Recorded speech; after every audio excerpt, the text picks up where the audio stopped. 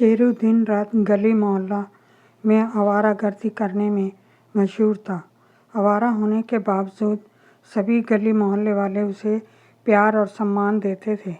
वह कब किसके काम आ जाए किसी को नहीं पता।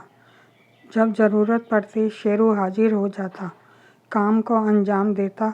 मोहल्ले वालों के लिए शेरू बॉडीगार्ड के रूप में मशहूर था और जब उसे पुलिस और एजेंसी पकड़ने आती, सभी गली मोहल्ले वाले उसे छिपाते बचाते रहते, उसकी जमानत तक देने को तैयार रहते। पंडित वल्लभ सुबह से शाम तक सामान्य रहते, मगर रात होते ही शराब के नशे में धुत हो जाते थे।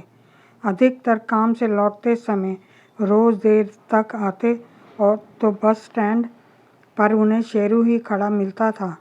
वह उनसे उनके हाथ से हाथ मिलाता और कभी कभी गले भी लगाते।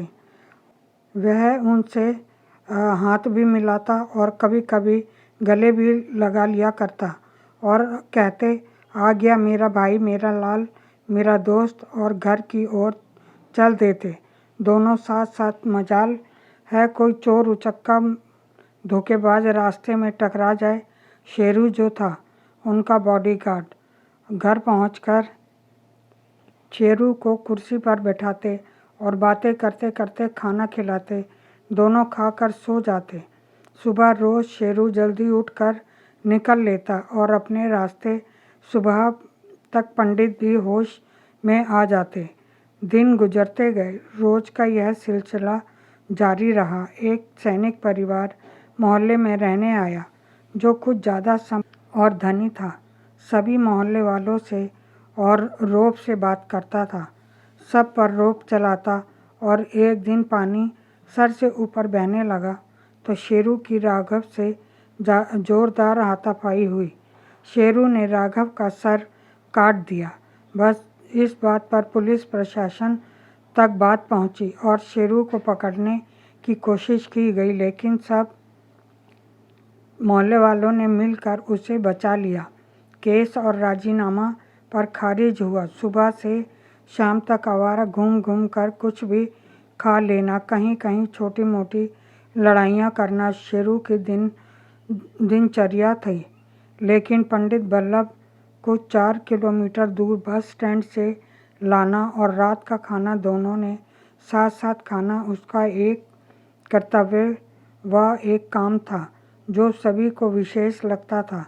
गली मोहल्ले के लोग ही नहीं, चौकीदार, पुलिस भी उसे पहचानने लगी।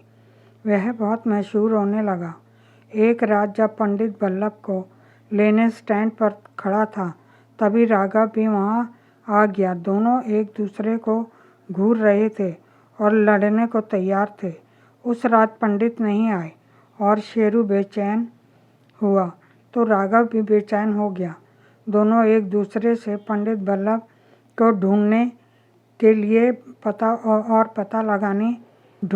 और पता लगाने की बात करने लगे।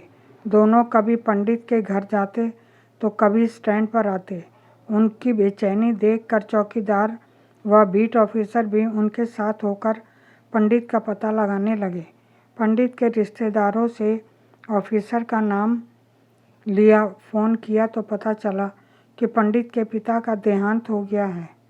उन्हें खबर लगते ही ऑफिस से सीधा गांव की बस पकड़कर जाना पड़ा। वह सुल्तानपुर चले गए, अपने गांव। सभी आपस में बातें कर रहे थे कि कम से कम शेरू को तो बता, तो बेचारा कितना तड़प रहा था, कितना बेचैन था पंडित वल्लभ के लिए।